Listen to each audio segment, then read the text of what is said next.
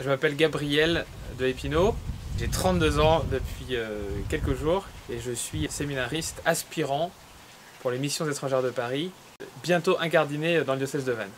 Et je vais être ordonné à la cathédrale de Vannes le dimanche 18 juin à 15h30 par Monseigneur Santène.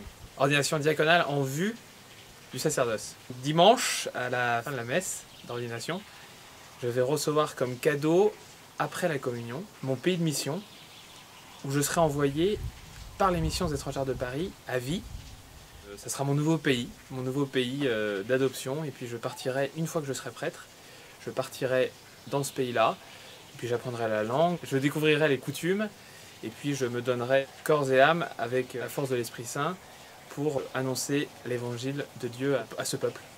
Les missions étrangères de Paris envoient dans un seul pays, puisque tout l'intérêt, c'est de pouvoir investir un maximum sur l'apprentissage de la langue ou des langues et sur la compréhension de la culture du pays, puisqu'on ne peut pas annoncer le Christ à un peuple, ou du moins c'est peut-être possible, mais ça nous paraît compliqué, d'annoncer le Christ à un peuple sans bien connaître la culture et sans vraiment bien maîtriser la langue. Et donc pour ça, il faut une vie, il faut 10, 20, 30, 40 ans pour pouvoir bien comprendre tout ça et puis pouvoir vraiment annoncer le Christ en profondeur. Je peux être envoyé dans des pays d'Extrême-Orient, c'est-à-dire l'Asie, jusqu'à l'océan Indien, Madagascar inclus. Donc ça fait un grand panel. Je peux me retrouver aussi bien à Tokyo qu'au fin fond de la jungle birmane, que dans les montagnes malgaches. Je suis persuadé que le Seigneur donne à ses enfants ce qu'il faut pour mener à bien, du moins aussi bien que possible, les missions qu'il leur confie. Et donc en réalité, ça demande un abandon total, mais j'ai pas l'impression de m'abandonner beaucoup. C'est assez simple au fait, c'est comme ça et pas autrement, et ça s'est toujours passé comme ça au MEP, et puis voilà, je vais recevoir le pays. Peut-être que quand je connaîtrai le pays, je ferai moins le malin.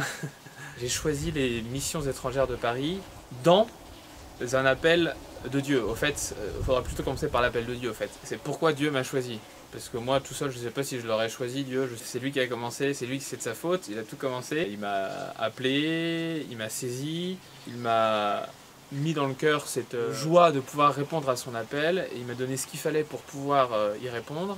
Il m'a donné le temps pour pouvoir y répondre, et ça s'est fait comme ça s'est fait dans cette voie du sacerdoce, pour la mission avec les MEP dans un pays Extrême-Orient. C'est vrai que j'ai habité en Asie quand j'étais jeune, mais j'avais aucune envie d'être missionnaire quand j'étais petit. Je voulais pas être prêtre, c'est venu plus tard, c'est venu quand j'avais 18 ans. En fait, ce qui s'est passé, c'est que quand j'ai fait mon aide propédeutique à Sainte-Anne-d'Auray, qui était une très belle année, et bien à la fin de l'année, je sentais que le diocèse de Vannes était un peu étroit pour moi, bizarrement. Alors j'ai beaucoup voyagé dans ma jeunesse et j'habite à l'étranger, alors je sais pas, peut-être que j'avais repoussé un peu les frontières. Et en tout cas, quand j'ai été au MEP rue du Bac à Paris, j'ai tout de suite été assez convaincu par cette ambiance très ouverte sur le monde et sur l'universalité de l'Église qui était bien représentée et qui m'a touché, qui m'a interrogé. Et au fait, j'ai décidé de commencer, et puis 6 ans après, j'y suis encore, donc c'est suffisant pour moi pour me dire que ça vaut le coup de continuer. Je ne suis pas très inquiet de quitter mon pays pour l'étranger, pour la mission, parce que je sais que dans chaque pays, on trouve des belles choses et des bonnes choses, et moi, il y a quelque chose qui m'a toujours procuré beaucoup de joie, ce sont les rencontres humaines, surtout quand elles sont éclairées par le Christ. Donc en fait, je sais que il va se passer plein de choses passionnantes, ça m'inquiète pas trop. C'est vrai que ça sera certainement difficile de ne pas avoir de saucisson tous les jours, mais je crois que c'est secondaire. C'est Dieu qui me donne cette confiance, et donc il y a quelque chose d'assez naturel, c'est-à-dire que l'homme est fait pour Dieu, je crois, je suis fait pour Dieu. Mais d'une certaine manière, je crois que tous les hommes, selon leur état, selon leur engagement, selon leur vocation, dans leur famille, dans leur boulot, etc.